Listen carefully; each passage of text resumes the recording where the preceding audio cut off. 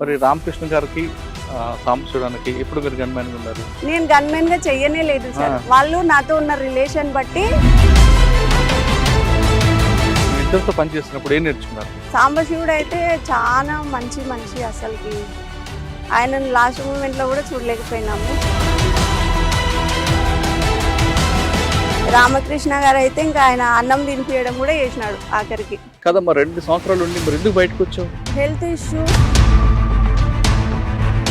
అమ్మ వాళ్ళని చూసి ఆ సెంటిమెంట్ కి లోపలికి వెళ్ళలేకపోయినాను. బయటకు వచ్చిన మాజీ నక్సలైట్లు అందరూ బాగా సంపాదిస్తారు, డంపుల్లో డబ్బులు తీసుకొచ్చారని ఒక ప్రచారం ఉండేది. ఎవరు తీసుకురాలేదు సార్.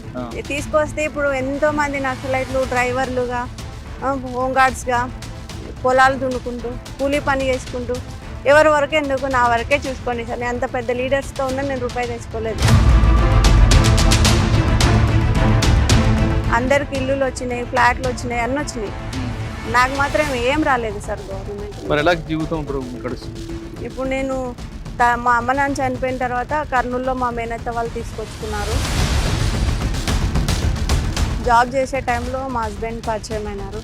ఆయన ఫిజికల్ హ్యాండిక్యాప్డ్ అయినా కూడా మెంటల్ పరంగా చాలా స్ట్రాంగ్. తను నాకు చాలా సపోర్ట్ ఇస్తాడు సార్ అన్ని విషయాల్లో కూడా. మీ మనసు దృఢంగా ఉంది కాబట్టి మీరు చాలా సమస్యలు ఎదుర్కొని ముందుకు నిలబడుతున్నారు. నేను పొలిటికల్ పరంగా చేయకపోయినా, పార్టీ పరంగా చేయకపోయినా ఒక మహిళగా చేసినాను సార్. ఏం చేశారు? నేను మనీ మదీనా మహిళా సంక్షేమ సంఘం అని NGO రిజిస్ట్రేషన్ చేయించి చాలా మంది మహిళలకి టైలరింగ్ మిషన్స్ ఇప్పించినాను, training ఇప్పించినాను.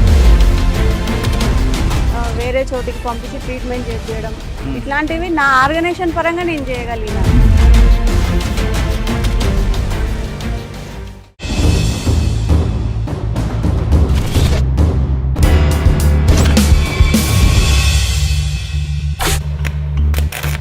Welcome to crime confessions. గతంలో గ్రామాల్లో ఉన్న పరిస్థితి ప్రభావంతోనో లేదా పెత్తందారుల పోకూడలు నచ్చకో కొంతమంది యువతీ యువకులు అడుగుబాటు పెట్టారు. అడవులకు వెళ్ళిన తర్వాత అన్నులతో కలిసి పగలనక రాత్రనక అడవికి పరిమితి పేద ప్రజల అభివృద్ధి కోసం నిరంతరం కృషి చేశారు. ఆ విధంగా కొంతకాలం ఉన్న తర్వాత వ్యక్తిగత కారణాలతోనో లేదా మరే కారణాలతోనో జనజీవన శ్రమంతులు కలిసిన వారిని పరిచయం చేసే కార్యక్రమంలో ఈ వారం మన గెస్ట్ నాగమణి అలియాస్ సావిత్రి. నాగమణి మహబూబ్నగర్ జిల్లాకు సంబంధించిన వ్యక్తి. తర్వాత దల్లంకు వెళ్ళి కొంతకాలం పనిచేసి ఆర్కే సాంబశివుడికి ఆమె గన్మ్యాన్గా ఉండి తర్వాత 2 సంవత్సరాలు పనిచేసిన తర్వాత బయటకు వచ్చారు. ప్రస్తుతం కర్నూలులో ఉంటున్నారు ఆవిడ. అసలు ఎందుకు పార్టీలోకి వెళ్ళారు, ఎందుకు బయటకు వచ్చారు విషయాన్ని ఆమె తెలుసుకున్నాం. అక్క నమస్తే. నాగమణి అలియాస్ సావిత్రి. ఆర్కే రామకృష్ణ లాంటి వాళ్ళతో సాంబశివుడికి గన్మ్యాన్గా ఉండి తిరిగిన మీరు ఎందుకు బయటకు వచ్చారు? చర్చల టైంలో ఎందుకు లోపలికి వెళ్ళారు? వెళ్ళిన తర్వాత వాళ్ళిద్దరికి పెద్ద క్యాడర్కి గన్మ్యాన్గా ఉన్న తర్వాత వాళ్ళ దగ్గర ఏం తెచ్చుకున్నారు? మీరు పార్టీలకు వెళ్ళిన తర్వాత ప్రజలకి ఏం సహాయం చేశారు? ఈ ప్రశ్న సమాధానం చెప్పే ముందు నాగమణి అలియాస్ సావిత్రి యొక్క కుటుంబ నేపథ్యం. మాది మధ్యతరగతి కుటుంబము. ఇద్దరమే అమ్మ నాన్నకి 2 అమ్మాయిలు. మా అక్క నాకంటే చాలా పెద్దది వయసులో 10 years. నేను ఒక్కదాన్నే ఉండేదాన్ని, అక్క లేదు అప్పట్లో. నాకు ఎట్లా పరిచయం అంటే మా ఫ్రెండ్ వాళ్ళ పిన్ని ఉంది కదా, నేను స్కూల్కి వెళ్తున్న టైంలో అప్పుడు చర్చలు జరిగినాయి. అయితే 2005లో ఆ టైంలో చర్చలు 4 సార్. నేను వెళ్ళింది కూడా అప్పుడే. ఆ టైంలో ఎంత నేను 7th క్లాసే అయినా కూడా వాళ్ళ పాటలు, వాళ్ళు ఊర్లో చేసినటువంటి పనులను బట్టి ఆకర్షింపబడినాను. ఏ ఊర్లో ఉండేవారు అప్పుడు? అంబడిపల్లి విలేజ్, లింగాల మండలం, మహబూబ్నగర్ జిల్లా. ఇప్పుడు నాగర్ కర్నూలు డిస్ట్రిక్ట్ వస్తుంది అది. దానికి పాటలకని కాదు కానీ వాళ్ళు చేసిరు. కళ్ళు సీసాలు పగలగొట్టడము, ఊర్లో జనాలకి కొంతమందికి హెల్ప్ చేయడం, అట్లాంటివి నేను స్వయంగా చూసిన తర్వాత మా కుటుంబము చాలా పెద్దది మా ఊర్లో పొలిటికల్గా. మా తాతగారు కాంగ్రెస్ పార్టీలో ఉన్నారు, సర్పంచ్ కూడా ఊర్లో. అయితే వాళ్ళలో వెళ్ళాలి, నేను వర్క్ చేయాలని ఫిక్స్ అయినా. అయితే వాళ్ళ పరిచయం ఎట్లా అనేది మనకు ఐడియా లేదు. ఒకరోజు వాళ్ళు నైట్ వచ్చి వెళ్ళిన తర్వాత మార్నింగ్ స్కూల్లో చర్చ జరుగుతుంది వాళ్ళ గురించి. మా ఫ్రెండ్ వాళ్ళ పిన్ని ఉండేది దానిలో. వాళ్ళు మా ఇంటికి వస్తారు అని అక్కడ విన్న తర్వాత ఆమెను పట్టుకున్నాను నేను. పట్టుకున్నాను. నేను కూడా వెళ్ళాలనుకుంటున్నా, నేను వర్క్ చేయాలనుకుంటున్నా అంటే ఫస్ట్ ఆఫ్ ఆల్ మా ఫ్యామిలీని టచ్ చేయడానికి భయపడతారు, పొలిటికల్ బ్యాక్గ్రౌండ్ కాబట్టి. వాళ్ళు కూడా భయపడినారు. అయితే కూడా మా ఫ్రెండ్స్ కొంచెం హెల్ప్ చేసిరు. అప్పట్లో వాళ్ళ ఇంటికి తీసుకెళ్ళి దళం మెంబర్స్తో మాట్లాడిచ్చిరు. మాట్లాడిచ్చిన తర్వాత మా ఫ్రెండ్ వాళ్ళ మదర్ వాళ్ళు చాలా భయపడినారు. మీ వాళ్ళు తలుచుకుంటే మమ్మల్ని ఊర్లో కూడా ఉండనియరమ్మా, ఇంకొకసారి రావద్దు మా ఇంటికి అని చెప్పిరు. మా ఇంట్లో కూడా తెలిసింది వాళ్ళ ఇంటికి పోయినట్టు. మా వాళ్ళు కూడా చాలా భయపడినారు, చెప్పినారు, ఏడ్చినారు. వాళ్ళ గురించి అసలు ఆలోచించొద్దు, ఫుడ్ ఉండదు, ఏముండదు, మన వాతావరణం వేరు, ఏమేమో చెప్పిరు. అయినప్పటికీ కూడా వినలే. నేను వాళ్ళతో పరిచయం పెట్టుకున్నాను. ఫస్ట్ పాంప్లెంట్లు ఇచ్చిరు స్కూల్లో, అక్కడ ఇక్కడ కొంచెం డిస్ట్రిబ్యూట్ చేసినాను. తర్వాత 1 వీక్ తర్వాత సడన్గా వచ్చిర్రు తీసుకెళ్ళడానికి. దళంలోకి వస్తావా, ఇక్కడే ఉండి వర్క్ చేస్తావా అని అడిగిరు. నేను పూర్తిగా వెళ్ళిపోతే లోపలికి వెళ్ళిపోవాలి, ఎవరికి కనపడకూడదు. ఇక్కడ ఉండి దొరికినా కూడా ఇబ్బంది కదా, స్టడీ కూడా ఆగిపోతుంది, ఇట్లా పేరెంట్స్కి కూడా ఇబ్బంది అవుతుంది అని చెప్పి వెళ్ళిపోవాలనుకున్నాను. అయితే వాళ్ళు ఆ రోజు వస్తారని తెలీదు.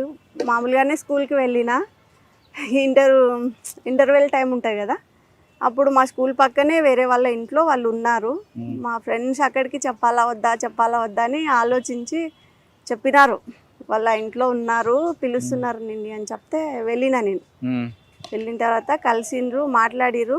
మాది క్యాస్ట్ కొంచెం పెద్ద, అయితే ఎస్సీ వాళ్ళ ఇంట్లోకి తీసుకుపోయారు. ఫస్ట్ నేను వాళ్ళలో సెట్ అవుతానా లేదా అని చూడడానికి తీసుకుపోయి వాటర్ ఇచ్చిర్రు. పర్లేదు తీసుకున్నాను. ఇంకా నుంచి అట్లనే తీసుకెళ్ళిరు. స్కూల్ యూనిఫామ్లోనే, స్కూల్ అన్ని బుక్కులన్నీ స్కూల్లోనే పెట్టి యూనిఫామ్లోనే వెళ్ళిపోయినాను నేను. తర్వాత 2 రోజులు సర్చ్ చేసిర్రు మా వాళ్ళు. స్కూల్ యూనిఫామ్లోనే. ఎవరు బాధ్యులు ఇప్పుడు మీకు?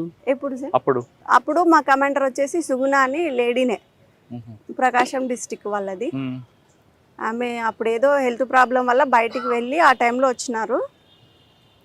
ఆమెనే తీసుకెళ్ళింది మమ్మల్ని. వెళ్ళడం అడవిలోకి వెళ్ళిపోయారా మీరు? వెళ్ళడము దళంలో ఫస్ట్ లోకల్ దళంలో చేసినాము, తెలకపల్లి దళం అని, దానిలో చేసినాము. దానిలో 2 మెంబర్స్, మా కమాండర్, 3 ఉండేవాళ్ళు. ఏం లేదు సార్, దానిలో ఊర్లలో మీటింగ్స్ కండక్ట్ చేయడము, విప్లవం గురించి వాళ్ళకి అవగాహన కల్పించడం, భూ పోరాటాలు చేసినాము, కళ్ళు సారా ధ్వంసం చేయడము, కొంచెం లేని వాళ్ళకి భూములలో ఎర్ర జెండాలు వాతడము, ఇయ్యడము, అట్లాంటివి చేసినాము. కేసులు కూడా బాగానే అయినాయి అప్పట్లో. అయితే మైనర్ అయినందుకు ఇప్పుడైతే నా మీద ఏం లేవు. అప్పుడు నేను మైనర్ కదా, సరెండర్ అయినప్పుడు కూడా మైనర్నే. 2 సంవత్సరాలు చేసి బయట అతి తక్కువ కాలం 1 మంత్ 2 మంతే ఉన్నాను. అప్పటికి నేను బాగా ఫోకస్ అయినాను, చిన్న ఏజ్ లో వెళ్ళినా కాబట్టి. కొంచెం రాలేదు సార్, నేను సరెండర్ అయ్యే రోజు వరకు వాళ్ళు గుర్తు రాలేదు నాకు బేసిక్ గా. అంటే పార్టీ వైపు, అందులో పార్టీలో మంచి కల్చరే ఉండేది అప్పట్లో. ఇప్పుడు బయట అయితే మీరు దాదాపు మోతలు ఇవే ఉంటాయి. ఇప్పుడు ఇబ్బంది పడలేదా? పడినాం సార్, చాలా సార్లు పడినాము. ఒకసారి ఎన్కౌంటర్ టైంలో చాలా ఇబ్బంది పడినాము. నీళ్లు లేవు, ఫైరింగ్ జరుగుతూనే ఉంది. నా వెపన్ వచ్చేసి మధ్యలో స్ట్రక్ అయిపోయింది, క్లోజ్ అవ్వట్లేదు, అది బుల్లెట్ బయటకు రావట్లేదు, మధ్యలో స్ట్రక్ అయింది. ఆ వెపన్ పట్టుకొని సుమారు అంటే 10 కిలోమీటర్లు వెళ్ళిపోయినాము. నడవడానికి కూడా శక్తి లేదు. ఆర్కే నా పక్కనే ఉన్నారు. నేను ఆయన గన్మెన్ కాదు, కానీ నేను సరెండర్ అయిన తర్వాత గన్మెన్ అని పోలీసు వాళ్ళు విడిదిచ్చేసినారు. ఆయనతో ఉన్నాను కాబట్టి. 4 రోజులు బయట ఉన్న తర్వాత లోపలికి ఇప్పుడు వెళ్ళావు పూర్తిగా? దళంలో నుంచి లోపలికి అడవిలోకి ఎప్పుడు వెళ్ళిపోయినాను అంటారు. అదే 2 months లోనే ఎన్కౌంటర్ అయింది సార్. తుమ్మల్పెంట అనేసి ఊరుంది విలేజ్ లో, అక్కడ ఎన్కౌంటర్ జరిగింది. ఎన్కౌంటర్ లో పోలీసులకి పట్టుబడినాను. అయితే సివిల్ డ్రెస్ లో ఉన్నాను, యూనిఫామ్ ఉండదు కదా మనకి లోకల్లో ఉంటే, సివిల్ డ్రెస్ ఉండదు, వెపన్ ఉంది. అయితే వెపన్ వాళ్ళు పక్కకు నిలబెట్టారు, చిన్నపిల్లని అనుకొని పట్టుకొని పక్కన నిలబెట్టేసినారు. ఇంకా మా వాళ్ళు వెళ్ళిపోయినారు, మిగతా వాళ్ళు. అమ్మాయి దొరికింది, ఇంకా చనిపోయింది లేదు, హోప్ పెట్టుకొని ఏడవడం అంతా అయిపోయింది ఇంకా వాళ్ళది. అయితే మనం విడిపోయే ముందే ఎన్కౌంటర్ అవుతుంది అని మనకు ఐడియా ఉన్నప్పుడే కలుసుకోవడానికి ప్లేస్ చెప్పుకుంటాం ఫస్టే. ఆ ప్లేస్ను కూడా నాకు తెలీదు ఆ ఏజ్లో. ఆ రోజంతా ఫైరింగ్ జరిగిన దగ్గరే ఉన్నాను నేను. అక్కడ నుంచి కొంచెం పక్కకు వచ్చేస్తాను, ఊర్లో కాపలాదారులు ఉంటారు కదా సార్, వాళ్ళ ఇంటికి వెళ్ళిన. వాళ్ళ ఇంటికి వెళ్తే వాళ్ళే కాపాడిరు. నైట్ అంతా వాళ్ళ దగ్గరే పెట్టుకొని మార్నింగ్ తెల్లవారుజామున ఎవరు లేయకముందుకే తీసుకెళ్ళి పక్క ఊర్లో వదిలేసి వచ్చిర్రు. అక్కడ నుంచి మళ్ళీ మేము దళాన్ని కలుసుకోవడం జరిగింది. అప్పుడు ఇంకా ఈ లోకల్లో ఉంటే డేంజర్ అని చెప్పి పార్టీలకు ఇచ్చేసి. మరి రామకృష్ణ గారికి సాంబశివడానికి ఎప్పుడు మీరు గన్మెన్ గా ఉన్నారు? నేను గన్మెన్ గా చెయ్యనే లేదు సార్. వాళ్ళు నాతో ఉన్న రిలేషన్ బట్టి గవర్నమెంట్ నాకు ఆ బిరుదు ఇచ్చింది, ఆర్కే గన్మెన్ అని. గన్ ఎవరు పట్టుకోలేదు అక్కడ? గన్ను మామూలు ఎవరు గన్మెన్ కాదు నేను. వాళ్ళతో ఉన్నారు మీరు? వాళ్ళతోనే ఉన్నాను. ఇద్దరితో పని చేస్తున్నప్పుడు ఏం నేర్చుకున్నారు మీరు? సాంబశివుడు అయితే చాలా మంచి మనిషి. అసలుకి ఆయనను లాస్ట్ మూమెంట్లో కూడా చూడలేకపోయినాము. అయితే చాలా నేర్చుకున్నాను ఆయనను చూసి. ఆయన ఎప్పుడు అంటుండేటోడు, చిన్నపిల్లలు దళంలో ఉండకూడదు, ఇంటికి వెళ్ళిపోవాలా అంటే వెళ్ళిపోవాలని కాదు కానీ అది ఉన్న మా ఫ్రెండ్షిప్ కొద్దీ అట్లా సతాయిస్తుండేటోడు అనమాట. రామకృష్ణ గారు అయితే ఇంకా ఆయన అన్నం తినిపించడం కూడా చేసినాడు ఆఖరికి. సాంబశివుడు ఒకానొక టైంలో నాకు హెల్త్ బాగాలేక పూర్తిగా నేను 2 అడుగులు కూడా నడవలేని స్థితిలో ఉన్నాను. అప్పుడు కూడా ఆయన భుజాల మీద ఎక్కించుకొని తీసుకెళ్ళిండు. చిన్న పిల్లలకు చూసారు అంతా ఆల్మోస్ట్ వాళ్ళంతా పెద్దవాళ్ళే కాబట్టి అప్పుడు నాకు ఈ తల్లిదండ్రి లేని లోటు తెలియలేదు. వాళ్ళంతా అట్లనే చూసుకున్నారు. వాళ్ళిద్దరుతో మీకు బాగా సాన్నిధ్యం ఉంది కదా, ఒక అన్నదమ్ముళ్ళగా, ఒక అమ్మ నాన్న అన్ని వాళ్ళని వాళ్ళిద్దరు చనిపోయినప్పుడు మీకు ఎంత బాధపడించారు? సాంబశివుడు చనిపోయినప్పటికీ నేను బయటే ఉన్నాను సార్. వాళ్ళని చూసే పొజిషన్ నాకు లేదు. ఆర్కే చనిపోయినప్పుడు కూడా లేదు, కానీ చాలా బాధపడినాను.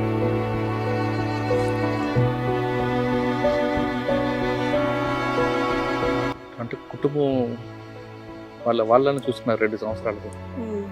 2 సంవత్సరాలు మీరు చేసిన కార్యక్రమాలు అంటే సమాజ సేవ చేద్దామని పోయినాం, కానీ దానిలోకి పోయిన తర్వాత మా ప్రాణాలు మేము కాపాడుకోవడమే మాకు బాధ్యత అయిపోయింది. ఎందుకంటే ఎక్కడ ఏ యాక్టివిటీ చేద్దామన్నా ఉన్న ప్లేస్ తెలిసిపోతుంది పోలీస్ వాళ్ళకి. మా ప్రాణాలు చేతిలో పట్టుకొని మేము పరిగెత్తడమే సరిపోయింది. లోకందళంలో ఉన్నప్పుడన్నా కొంచెం సేవ చేయగలిగినాం జనాలకి. పూర్తిగా లోపలికి పోయిన తర్వాత మమ్మల్ని మేము కాపాడుకోవడం దానికే సరిపోయింది. ఇంకా చర్చల టైం సమయంలో పార్టీ పుంజుకుందా, పార్టీకి నష్టం జరిగిందా? పార్టీకి నష్టం జరగలేదు సార్. ఎందుకంటే చాలా మంది కొత్త వాళ్ళు రిక్రూట్మెంట్ అయినారు ఆ టైంలోనే పరిటాల రవి గారు కూడా చనిపోవడం జరిగింది. ఆయన చనిపోయినప్పుడు నేను దళంలోనే ఉన్నాను, లోపలే ఉన్నాను.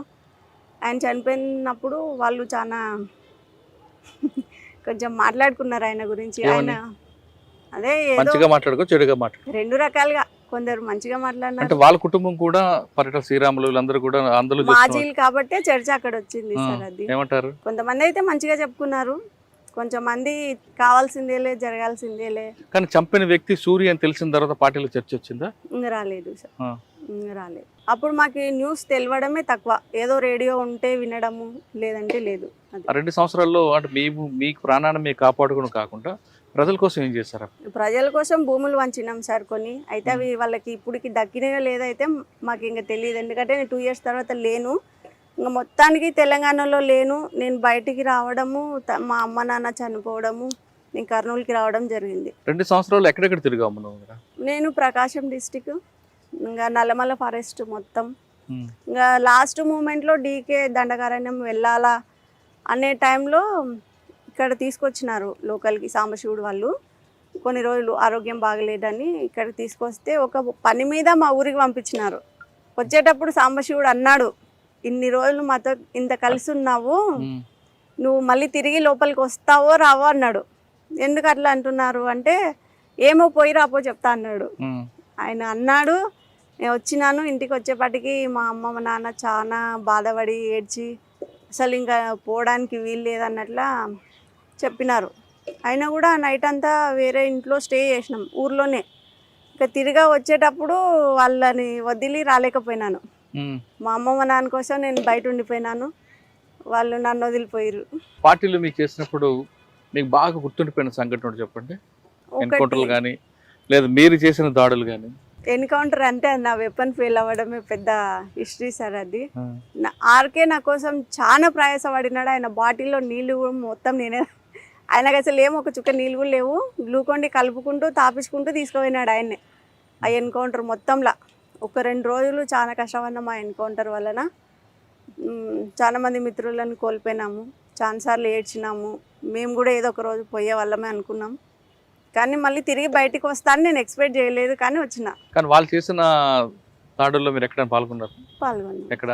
ఒక పర్సన్ని పట్టుకున్నాము, అంటే ఇంటికి వెళ్ళి డైరెక్ట్గా ఊరికి వెళ్ళి కోవర్ట్ తను. మేము ఎప్పుడు వచ్చినా కూడా పోలీసులకు ఇన్ఫర్మేషన్ ఇస్తూ పట్టిస్తూ ఉండే. అట్లాంటి పర్సన్ని పట్టుకున్నాము, ఊరి బయట కట్టేసి కొంచెం కొట్టడం అట్లా జరిగింది. దానిలో నేను పాల్గొన్నాను.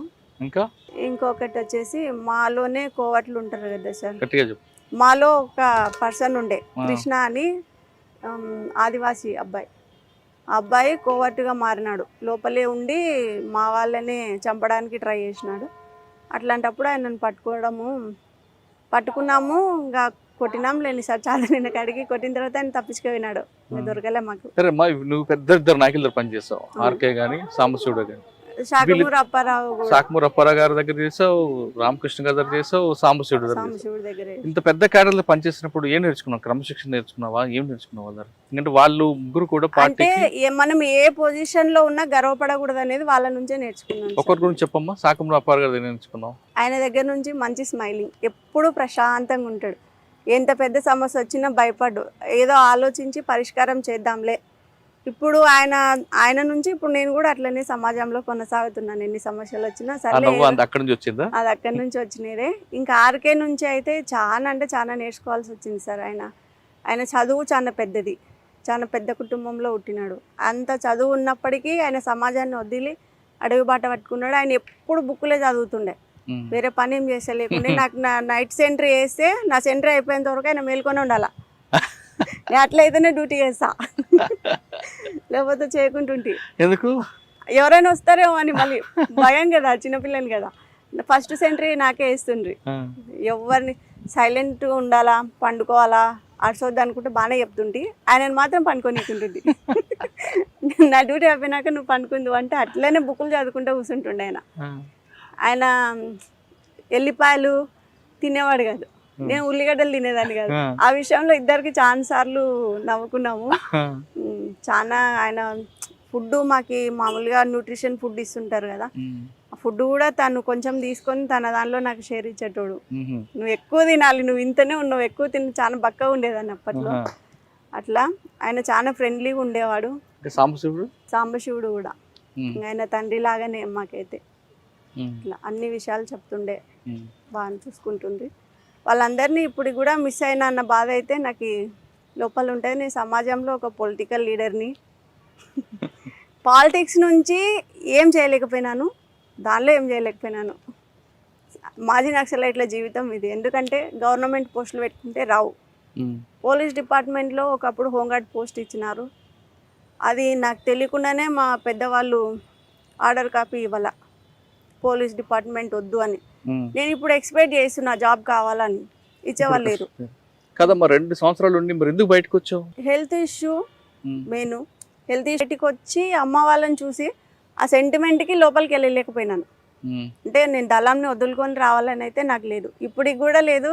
దళం మీద వ్యతిరేకత ఇప్పటికి లేదు. మీరు వస్తున్న తర్వాత పార్టీ నుంచి మళ్ళీ పిలుపు వచ్చిందా? అంటే నేను చాలా రోజులు వాళ్ళతో టైఅప్ అయినాను, బయటికి వచ్చినా కూడా నేను వాళ్ళు రావడము, మా ఇంట్లోకి కలవడము, మాట్లాడడము, వెళ్ళడము అన్నీ మామూలుగానే ఉండిపోయినాయి. పోలీస్ వాళ్ళు డౌట్ వచ్చి చాలా అడిగిరు నన్ను. అయితే వాళ్ళు నాకు మీద చేయడానికి ఒకటి లేదు, నేను మైనర్ కాబట్టి. వాళ్ళని కూడా 30 తిప్పలు పెట్టిన స్టేషన్లో, లింగాల పోలీస్ స్టేషన్. అడిగిరు అన్ని క్వశ్చన్స్. మీరు ఏం అడిగినా నేను మళ్ళీ పోతా సార్, నన్ను మాత్రం అడగొద్దా. మీరు అడిగితే నేను ఒప్పుకోను, మీరు ఎన్ని అడిగినా నేను సమాధానం చెప్పను. నాకు అన్నీ తెలుసు, తెలియని నేను చెప్పను, నాకు తెలిసినా నేను మీకు చెప్పను. కొట్టలేదా? ఇప్పుడు కొట్టలేదు సార్. నెల రోజులు పెట్టిరు స్టేషన్లోనే. భోజనం పెట్టిరు. అప్పుడు ఎవరు మీకు బాగా చూసుకున్నది? ఆయన ఏమో రెడ్డి సార్, ఆయన పేరు ఏం పేరు. మీకు బాగా ఇబ్బంది పెట్టిన ఆఫీసర్ గానీ బాగా చూసుకున్న ఆఫీసర్ ఎవరన్నా గుర్తున్నారా? ఎవరు ఇబ్బంది పెట్టలేదు సార్, అందరూ బాగానే. బాలు నాయక్ ఎస్ఐ అని బల్మూర్ స్టేషన్లో చేస్తుండే ఆయన. మేము దళంలో ఎక్సర్సైజ్ చేయడము, ప్రాక్టీస్ చేయడము వీడియో ఆయన దగ్గర ఉన్నింది. ఆయన మా వాళ్ళని తీసుకొచ్చి చూపించిండు, స్టేషన్లో కూర్చోబెట్టి మీ అమ్మాయికి రాళ్ళని చెప్పిర్రు, ఏం తెలియదు అని చెప్పిర్రు. అసలు ఆమెకు భూమి మీద నూకలు ఉన్నాయి కాబట్టి ఉన్నది, లేకపోతే ఉండే మంచి కాదు, ఏజ్ తక్కువ ఉంది కాబట్టి ఏం చేయలేకుంటున్నాము, చూడండి ఆమె యాక్టివిటీస్ అని ప్రొజెక్టర్లో అది టీవీలో పెట్టి చూపించినారు. VCR లో మా వాళ్ళే నోరు మూస్తున్నారు ఇట్లా. అంటే మేము గన్స్ తో చేయడము అవన్నీ దానిలో ఉందా వీడియో ఉందా మీ దగ్గర? మా దగ్గర లేదు సార్. అప్పుడు స్టేషన్ లో కూడా మాకేమి ఇలా చూపించిర్రు, మా వాళ్ళే నమ్మలా. అది ఇప్పుడు కూడా మర్చిపోను సార్ ఆ సంఘటన. గురునాయక్ సార్ ఎస్ఐ అప్పట్లో మేము సరెండర్ అయినప్పుడు. సరెండర్ చూపించారా? ఎవరు? కొత్తకోట శ్రీనివాస్ రెడ్డి గారా? ఆయన ఏమన్నారు? ఆయన హోమ్ గార్డ్స్ ఇంటర్వ్యూ అప్పుడు వచ్చినారు. ఆయన వల్ల ఎందుకు వెళ్ళావని తిట్టలేదా? లేదు సార్. ఇంకా ముత్తయ్యనేమో సిఐ ఉండే సార్ అచ్చంపేటలో, ఆయన కూడా అడిగిండు, గన్ను కూడా పెట్టిండు. మా అమ్మని కూర్చోబెట్టి పక్కన నీ కూతుర్ని చంపేద్దునా అని అంటే మా అమ్మ ఏడ్చింది. భయపడద్దు వాళ్ళు చంపర్లే అని చెప్పి. చంపేటోళ్ళు అయితే ఇటు నాకు తేరులే. అసలు యాక్చువల్గా అంటే నేను బయటికి వచ్చిన తర్వాత 2 నెలలు అజ్ఞాతంలో ఉన్నా. నేను బయటకు వచ్చినాను ఎవరికి తెలియదు. 2 నెలల తర్వాత మా సిస్టర్ మ్యారేజ్ ఉంది. అప్పుడు మ్యారేజ్కి నేను అటెండ్ అయినా ఎట్లయినా ఇన్ఫర్మేషన్ పోతుందని, వాళ్ళ ఇంటి దగ్గర రాకూడదని నేనే స్టేషన్లో వెళ్ళి సరెండర్ అయినాను డైరెక్ట్. తర్వాత జైలుకి వెళ్ళావా? లేదు సార్, అప్పటికి చిన్న పిల్లలు కాబట్టి బయట పంపించారు. అది బయట పంపిన తర్వాత ప్రశాంతంగా ఉందా జీవితం? పర్లేదు సార్, నాకైతే ఏం ప్రాబ్లం లేదు. సాధారణంగా బయటకు వచ్చిన వ్యక్తులు నయం కలుస్తుంటారు, మీకు కలిసాడు? లేదు లేదు సార్, అసలు వాళ్ళని నేను చూడనే లేదు. కాదమ్మా, బయటకు వచ్చిన మాజీ నక్సలైట్లు అందరూ బాగా సంపాదిస్తారు, డంపుల్లో డబ్బులు తీసుకొచ్చారని ఒక ప్రచారం ఉండేది. ఎవరు తీసుకురాలేదు సార్. తీసుకొస్తే ఇప్పుడు ఎంతో మంది నక్సలైట్లు డ్రైవర్లుగా, హోమ్ గార్డ్స్గా పొలాలు దున్నుకుంటూ కూలీ పని చేసుకుంటూ, ఎవరి వరకే ఎందుకు నా వరకే చూసుకోండి సార్. నేను అంత పెద్ద లీడర్స్తో ఉన్నా నేను రూపాయి తెచ్చుకోలేదు. గవర్నమెంట్ నాకు రివార్డింగ్ ఫండ్ అని 25,000 సరెండర్ అయినప్పుడు ఇచ్చింది. ఇంకా అది తప్ప నుంచి నాకు గవర్నమెంట్ నుంచి ఇప్పుడు దాకా ఒక్కటి కూడా వచ్చిందే లేదు. అందరికి ఇల్లులు వచ్చినాయి, ఫ్లాట్లు వచ్చినాయి, అన్నీ వచ్చినాయి. నాకు మాత్రం ఏం రాలేదు సార్ గవర్నమెంట్.